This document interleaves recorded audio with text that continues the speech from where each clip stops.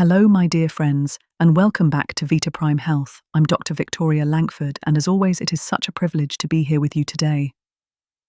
Our conversations together are more than just health talks. They're moments of connection, honesty, and a reminder that your life still has profound opportunities for vitality, joy, and growth. Today, we're going to talk about something that may surprise you, perhaps even unsettle you a little. It's about what happens in your body immediately after stress. You've likely heard the common advice, just relax. Take a nap, sit on the couch, zone out in front of the television.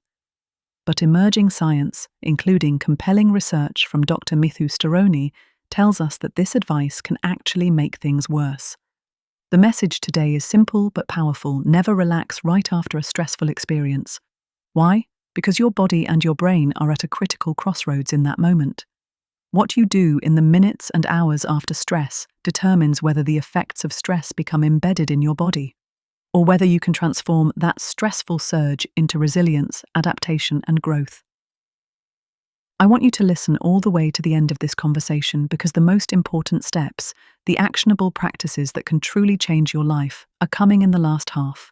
If you stop now, you'll miss the very heart of this message. And I don't want that for you. And before we dive in, let me invite you into conversation. What's your go-to habit right after you've had a stressful day? Do you collapse into bed, reach for comfort food, pour a drink, or maybe step outside for a walk? Comment below and share your ritual. I promise, others reading will find comfort and insight in your honesty. The physiology of stress, why relaxing too soon is risky. When you experience stress, an argument, a financial worry, even something as simple as traffic, your body launches into what's called the stress response. Your adrenal glands release adrenaline and cortisol, your heart rate climbs, blood sugar rises, and your muscles tense. This is your body preparing you for action. Now here's where the common misunderstanding lies. When the stressful event ends, we assume our body automatically resets. We assume rest equals repair. But in truth, your body is left with circulating stress hormones, heightened inflammation, and a brain that's still holding on to the memory of the stressor. If you lie down immediately or disengage completely, those physiological changes can stick. They leave an imprint that keeps your nervous system on edge and, over time, may even rewire your stress pathways. We've been talking about how stress and aging can take such a toll on our body's ability to repair itself. And that raises an important question. How do we give our cells the support they truly need? As we grow older, the number of circulating stem cells in our body declines. That means slower recovery, more fatigue, and less resilience against the wear and tear of daily life. That's where Stem Active comes in, a premium stem cell supplement designed to help your body renew and repair itself from the inside out. Formulated with clinically studied ingredients like Madagascan aloe macroclada, Tibetan sea buckthorn, and Klamath blue-green algae, Stem Active has been shown to increase circulating stem cells by up to 40%. That means more energy, better recovery, and a stronger foundation for long-term vitality. Plus, it's vegan, natural, and free of gluten, dairy, and nuts. So if you're ready to give your body the tools it needs to thrive, scan the QR code on screen or click the link in the description to learn more about Stem Active and start your journey to renewal today. Now, let's get back to the science of resilience, because the steps we take after stress can truly shape the course of our health. Dr. Mithu Storoni explains this elegantly.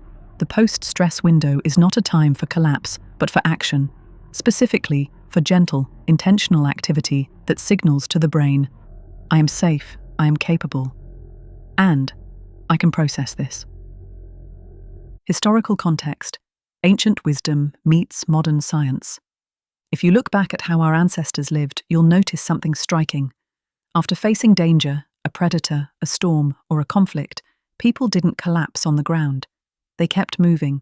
They gathered food, repaired shelter, tended to family. In other words, they translated stress into purposeful action. In Japanese culture, the practice of kaizen, taking small, steady actions, emphasizes movement even in difficulty. In Roman philosophy, Seneca wrote about responding to adversity not with retreat, but with deliberate activity, believing that agency is the antidote to despair. Today, Modern neuroscience is validating what ancient traditions knew. Your nervous system needs movement, engagement, and gentle challenge right after stress, not stillness. Let me share a few stories. There was James, a retired engineer, who came to me complaining of exhaustion and creeping anxiety. His routine was simple. After any stressful event, an argument with his adult children, an unexpected bill, he would retreat to bed. He thought rest was the healthiest choice. But over months, he felt weaker, more fatigued, and less able to handle the next challenge. When we shifted his pattern to include a short walk after stress, sometimes just 10 minutes around the block, he reported a remarkable change. He said, "Instead of sinking, I felt like I could climb back." Then there was Elena, a 70-year-old artist. She confessed that after stress, she poured a glass of wine and sat silently in her studio. We tried something different, replacing that ritual with sketching, turning her agitation into creative expression. Within weeks, she noticed fewer sleepless nights and described her mind as lighter. And I think of Paul, an 82-year-old widower. He would relax in his recliner for hours after a stressful phone call with doctors or insurers. When I encouraged him to water his garden instead, simple, physical, life-affirming action, he began to notice a tangible lift in his mood. "The plants pulled me out of myself," he told me. The science, clinical studies on post-stress recovery. Let's talk data. A study published in Psychoneuroendocrinology showed that light physical activity immediately after stress reduced cortisol levels more effectively than passive rest. Participants who walked at a gentle pace for 20 minutes had faster physiological recovery compared to those who simply sat still. Another fascinating study in the Journal of Behavioral Medicine found that active recovery, engaging in low-intensity exercise, creative work, or social interaction, prevented stress-induced inflammation. Passive relaxation, in contrast, allowed inflammatory markers to remain elevated for hours. And in Nature Neuroscience, researchers discovered that the hippocampus, a brain region crucial for memory, processes stressful experiences differently depending on what you do immediately after. Movement helps file the memory as resolved, while stillness can store it as threat unresolved, keeping your nervous system on high alert. Myths and misconceptions. Now let's clear up some common myths. Myth 1. Rest is always restorative. Fact: rest can be healing, but not immediately after stress. In that critical window, your body requires gentle movement and engagement to metabolize stress hormones. Myth 2. Exercise after stress must be intense. Fact: no, in fact, high-intensity activity can add more strain.